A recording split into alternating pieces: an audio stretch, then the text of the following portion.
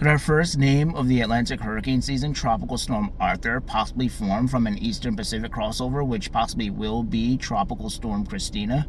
Models are showing that the remnant moisture of Tropical Storm Christina, or what could become Tropical Storm Christina, will cross over into the Bay of Campeche and possibly become a named storm. Right now, models aren't all that enthusiastic about it, but we will keep you up to date in the coming days and weeks ahead. Right now, our first named storm on the list is Arthur, and it looks like we are a long way off from that.